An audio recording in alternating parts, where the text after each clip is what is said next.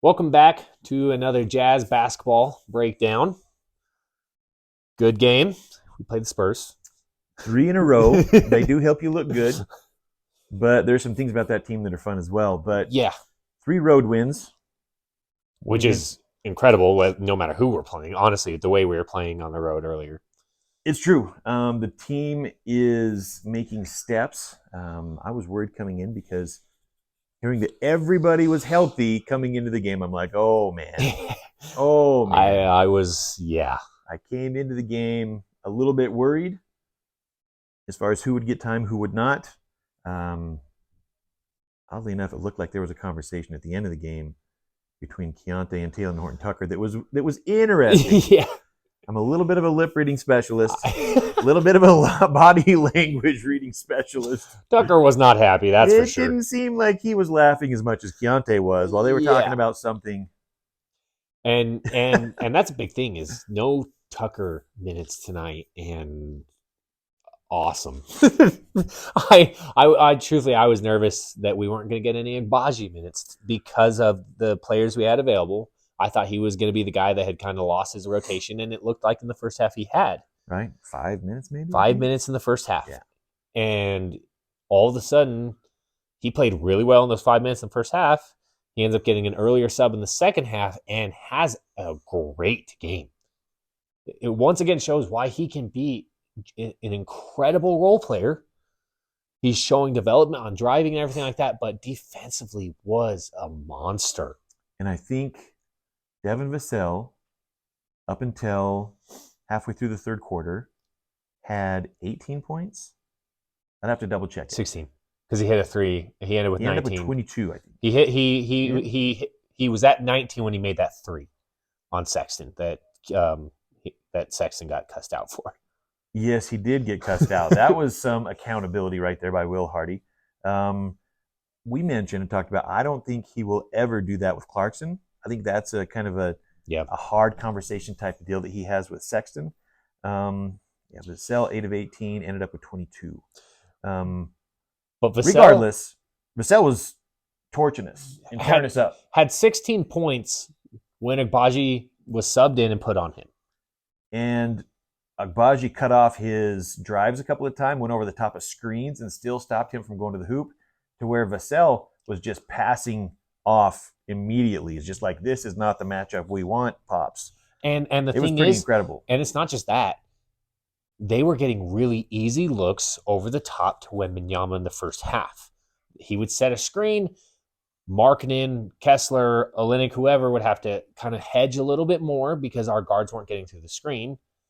Mainly Sexton. Sexton was on him mainly at the time. And then they would just lob it up and Wembenyama would get an easy shot. Because Agbaji is fighting through the screen, our big man doesn't have to cover for him, can drop with Wembenyama and doesn't get an easy look. It doesn't just change Vassell. It changes the way the game goes, their offense flows.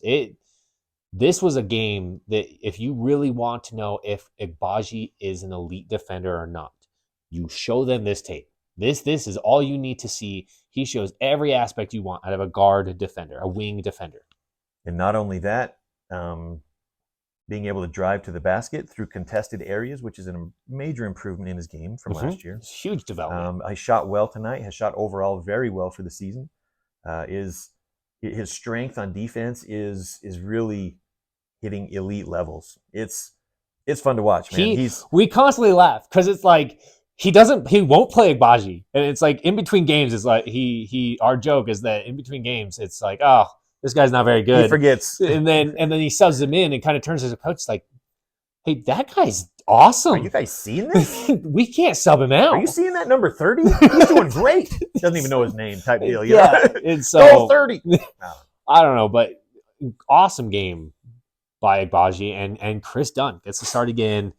This is the kind of impact you can get from a point guard who doesn't have to go and score 20 points to be effective. Exactly.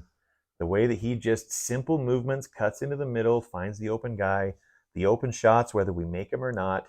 We are a completely different team. He settles our team down. Everybody becomes better. Rising tide raises all ships. That's what he does for our team. Yeah. There are other guys who will have better stat lines, and other guys who will see people comment and say, "Oh, they're on fire. You can't talk trash on them."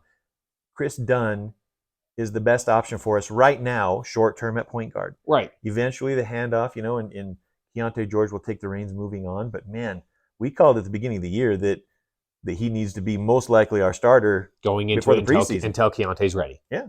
That was what we talked about, and we still believe that. That's what we call I'm him. okay with starting Keontae at this point, obviously, Mhm. because he is kind of taken in that role. But Chris Dunn needs very heavy minutes at the point guard. Absolutely. Even good minutes as the point guard, allowing Keontae then to play more off guard, which helps Keontae his looks and stuff too. Yeah. And we love this kind of something we talked about is we love the pairings of having a Keontae George with a Dunn or with Agbaji. So let's say Keontae and Agbaji be the starters, Dunn and Sexton then come off the bench at the 1-2. That's fantastic pairing. We really struggle with Keontae playing next to Clarkson. Yeah. We've seen that many times offensively. We see it anytime that we go into a zone and they're both on the same side of the court. My goodness, it is rough. Keontae's worst minutes at the start of the year were next to Jordan Clarkson. And surprise, Keontae's first game back, he plays heavy minutes with Jordan Clarkson and struggles. One, he's having to constantly play off the ball. It's okay with him not always having the ball in his hands, but he doesn't really get to create at all when Clarkson's on the court. And two, it just, like you mentioned, defensively, Keontae's not there at all defensively. Right. We all know that. You have to protect him with that. Mm-hmm. Putting him next to Clarkson is just asking both of them to fail. It's even against a team like the Spurs, it will tear us up. Which they made their best runs. The Spurs made their best runs when it was those two. Obviously, Clarkson ends up with a much better plus minus because he got heavy minutes with Markkanen and Agbaji and even Chris Dunn, and Fontecchio, and so the difference is Clarkson's running with other players. But yeah, super frustrating to see that. Yep. We would like more usage through Keontae, though, because we know of the high-level type of assist that he can provide out there, and along with his offensive game that we know will explode. Yeah. We know it will explode. And that's the thing is, people will mention and comment, and, in shows will talk about Clarkson's numbers that he's putting up and stuff like that. This is such a good game to just look at a box score and say, man, that guy's good. That dude had such a good game. But if you actually watch the game, it's not. The flow of him pounding his dribble for 20 seconds every possession and then hoping something happens is not a good flow. It's not a good flow. That's why the Spurs would go on runs, is because our offense would all of a sudden get out of a flow. But then his assists are, there was some assists tonight that he had really good assists. But then a lot of his assists also are dribble into a bad position, now out of position, kind of hesitate, swivel around. Markkanen makes a backdoor cut to make a play for him. All he has to do is hand the ball to Markkanen, so Markkanen finishes it. He gets an assist. They're not good assists. They're not good flowing. It doesn't flow our offense. It's not helping anybody. It's really skewed numbers. Tucker's the same way. I think that Olynyk's assists are more legit, but those two are very similar. Yeah, in that way that. We've kind of compared it to a muffed punt in football. And man, in the past, Clarkson's defense tonight was horrible. It is, you even mentioned it, in the zone, Clarkson's defense is laughable because you will just see him just kind of just standing there and guy cuts in front of him wide open, doesn't even move, doesn't even know they're there. It's why we've, last game I was a lot happier with kind of how the fourth quarter and stuff went with Clarkson and stuff. This game was such a bad showing. Yep, and I like that they're bringing him off the bench. If we can get 24 or 16 points or 12 points with him off the bench in a situation like today, whether he had fouled out or not, I would not have had him finish the game. Yeah, he doesn't have to close. So that's one where he needs to come off the court and not close. We become a much more solid team. Most of the time. There's sometimes that he's going nuts, and you've got to respect that. That's a skill that dude has. Sometimes he looks like a 1% scorer. And when he's doing that, play him. And that was the thing, that like the last game you had to play him. It made no sense not to play him down the stretch the way he was playing. Tonight didn't make a lot of sense to play him because He got subbed out, and immediately Chris Dunn came in. He got subbed out. All of a sudden, we got like 3 wide open looks. Yep. Chris Dunn settles the team down, gets the team wide open shots. The flow is there. Everybody starts moving so that if something happens, we pull Chris Dunn out, the team is in a flow. The team is in a rhythm. We're not left dead. Yeah. Which is what happens when Jordan Clarkson is doing his thing. Everybody stands around. When Taylor Horton-Tucker is doing his thing, they both, for them to get their stats, they have to be high usage. It has to go through them. That's the only way that they can play. And so that's the difference. Chris Dunn, who only scored 2 points, was much more impactful on this game. Overall, the value, the net, offense and defensive side of the court, and the involvement with everybody around there than Jordan Clarkson was at 24. Yeah. 24. Yeah. And it's not even close to me. And talking about impactful, we got to talk about Lauri freaking Markkanen. This was fun to watch. He must have had this one circled a little bit on the calendar. Yeah, there seemed to be a little bit more of an edge wanting to kind of show out, against getting lined up against the phenom of Wembenyama, and man, Markkanen took over this game. He's like, all right, Frenchie, I'm the special European player. You'll have your time in a couple of years. But man, he got physical with him, pushed him around defensively several times. The one play that both of us really like, wow, and had to rewind it on, where he's driving off the left elbow, shoulders into him, knocks him off, hits just a nice little mid-range jumper, and just flexed without flexing. Yeah, and that's the thing is he's really not getting. He was at one point like 9 for 12 shooting. It's like, man, get this guy the ball. Yep. He would have had 40-something tonight. And so watching Markkanen tonight, offensively and defensively, was fun. Yeah, that was good. His shot was on from outside, locked in defensively. That was fun. I also thought Kessler played pretty darn well. Kessler played really good minutes and got low minutes. Very low minutes. It was like we didn't, I mentioned it during the game. We were almost avoiding Wembenyama with Kessler. Like, we were avoiding Kessler's minutes to match up against Wembenyama. I would have liked to have seen that. I would have liked to see it as well. And it just, I don't know. He came out super high energy in the first half. Was crashing boards, was blocking shots, affecting shots. I thought he played a great, especially first half. And so I hit the three. Still don't like, hit a three. I still just don't like him not starting over Kessler or Olynyk, and also getting super low minutes on a game that he had a huge impact on. Yep. We went with the starting lineup of Markkanen, John Collins, and Olynyk again. Mm-hmm. Second game in a row. John Collins played low minutes, kind of a little bit off in his shooting and in defensively lapses as well. He had a couple bad defensive mistakes too. Yeah, I think that the more that we go to zone, the more that we hurt him personally as a player. Yeah, he really struggles in the zone. Yep. And to have him and Olynyk together down low, that's asking for trouble. That's of the same ilk of Keontae George and Jordan Clarkson kind of being at the guard lineup together. It's asking for trouble, and any team that's smart will be able to just like feast on that. They should salivate on that. And that's the thing is playing a very good coach in Popovich, you could see the way he attacked our zone.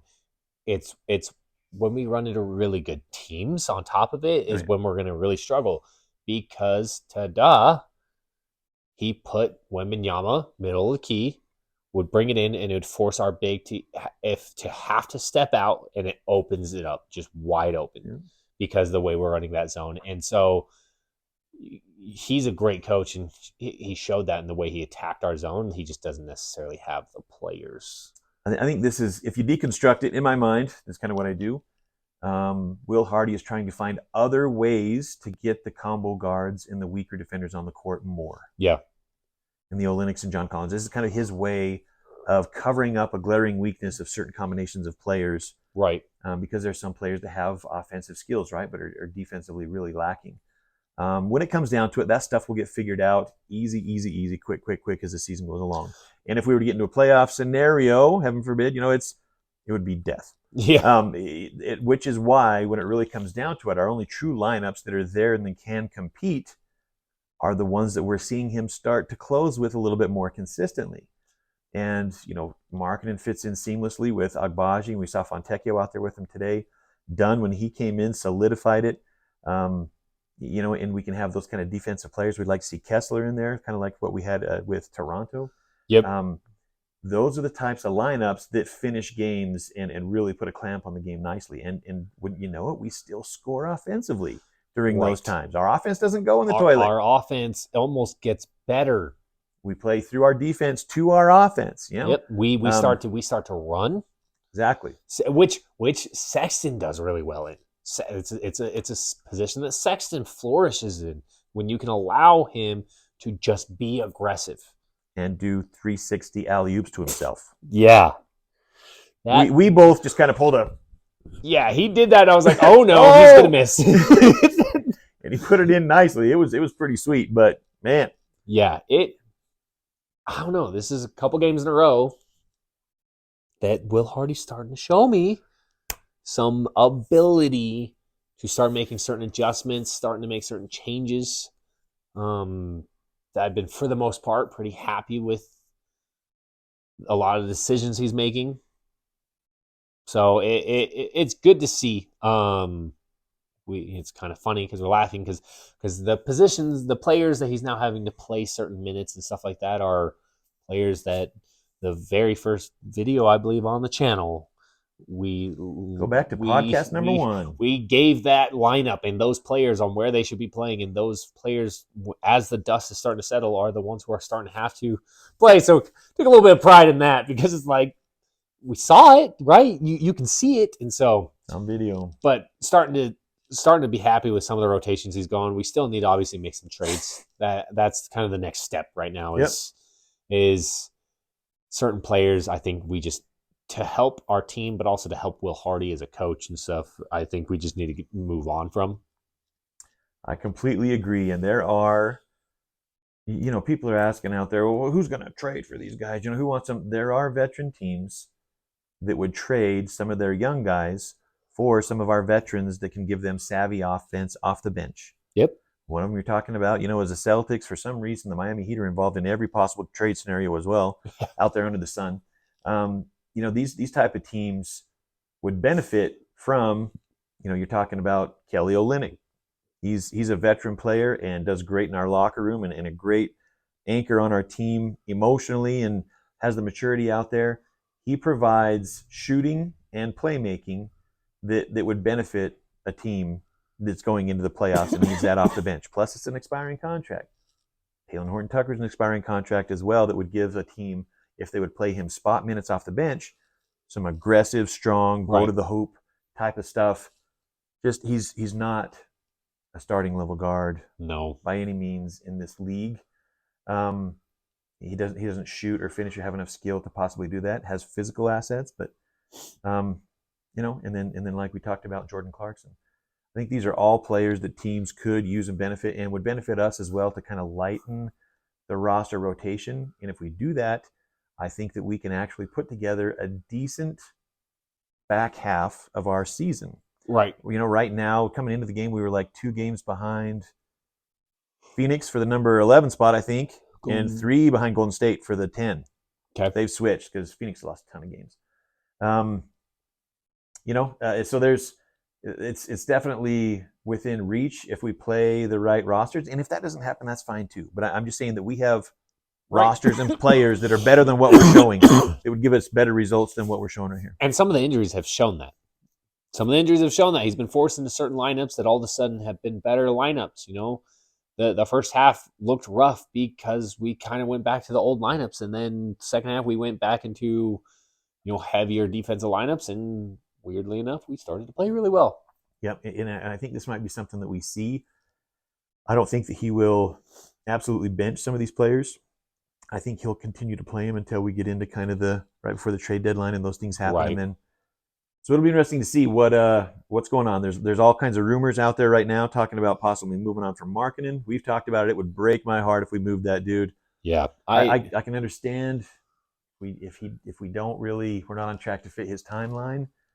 But man, it would. I got a hard time moving a guy who wants nothing more than to be here and has already has talked about a willingness to be patient with us. And he's a type of player that can be a star, not necessarily number one, but a star for 10 years. He's a player who's evolving in his game. Just like kind of we saw, Dirk Nowitzki was never as athletic as Markkanen is, but Dirk's game, a big shooting, European, is a German. Yeah. Who he had his game evolve as he got older and kind of a little bit less athletic. Those are the kind of things I expect from a true professional like Markkanen to do. Not comparing the players once again, but it would kill me if we moved him. I understand the concept of doing what's best for the team, but man, I gotta say he's got to be my favorite Jazz player ever. That's fair. That's fair. He's hard not to like. Yeah, I like that dude. I like how he's cool and calm and just stoic. And there's a few guys on this team that I'd be freaking crushed if they moved. Agbaji's one of them that I'd be crushed if they moved. That would hurt. I mean, I've been his biggest freaking fan from before we drafted him. And True. So, he was showing me video of Agbaji when we didn't even have a draft that year. Yeah. Somehow we want to then we watched the draft like we were going to somehow make a move into the draft, right? I remember that night. Listen, we ended up with him. We did make a move. But no, yeah. So we'll see it. We'll see as the season goes on. We've obviously played a few games in a row against really bad teams. We'll see. We'll see how these rotations and these decisions and adjustments and stuff start to happen as we get into tougher games, as our schedule gets really tough. And so we'll see. But I had a really good time tonight. Yeah, that was fun. It's fun to see the kind of the team work and succeed. Yeah, I saw the graphic that said that we had the number 2 hardest schedule remaining of the season out there of everybody. So, so we'll be tested. That's good. And with a lot of these moments of pain come the opportunity. That's the opportunity for players to emerge, for coach to kind of make the tough decisions. Yep. So I'm excited with it. I don't want to see any 50-point losses in there where we hang our heads and stop, but I expect to have some obstacles where we get smacked. That's part of the process. 100%. But enjoying the night. That's for sure. 3 in a row on the road. Thanks, guys.